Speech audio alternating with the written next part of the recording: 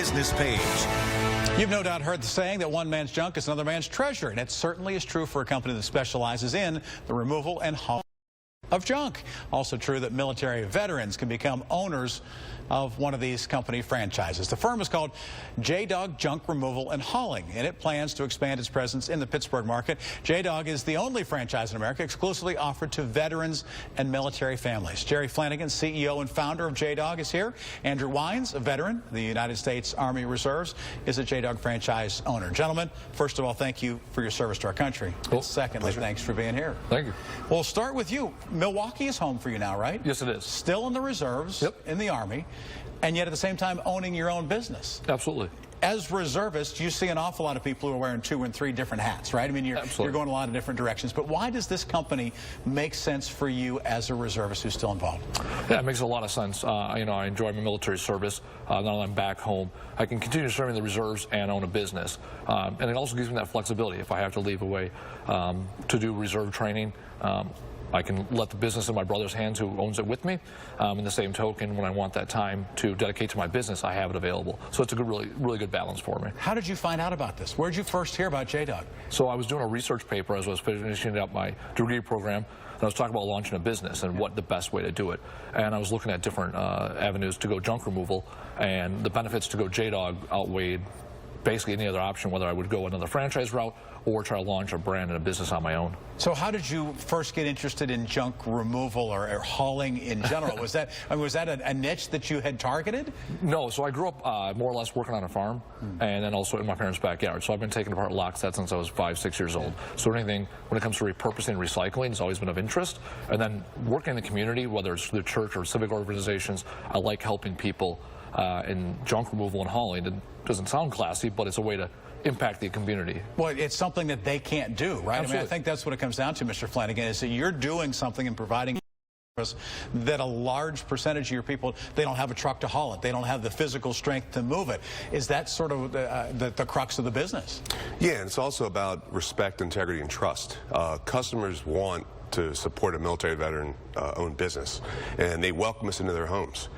Going on Craigslist or hiring some national corporations to have anybody walking in their homes, that's a very tricky scenario. So they really get behind having a military veteran-owned business coming into their home and performing the duties that we serve. And the company is based in Philadelphia originally, is that right? Yes, just outside of Philadelphia. Just outside of Philly, into 35 states. How long did it take to grow to 35 states? Just under 3 years. In 3 years, you went from startup in Philly to now being in 35 states. That's correct. Over 200 signed territories right now, and there's no end in sight. We think there's about 1,200 territories out there.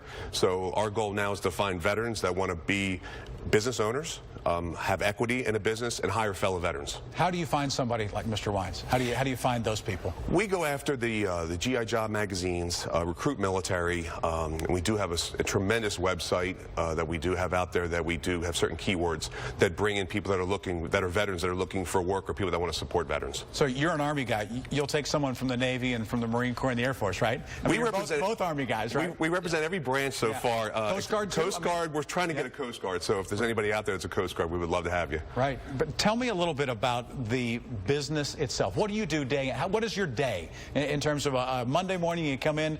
What do you do?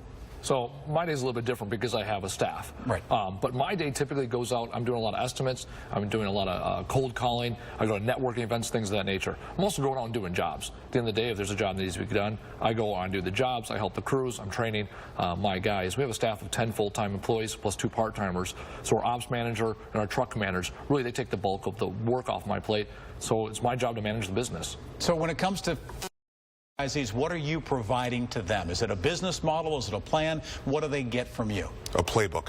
Okay. A successful playbook that they don't have to go out and reinvent the wheel. We teach them everything in a 5-day training course.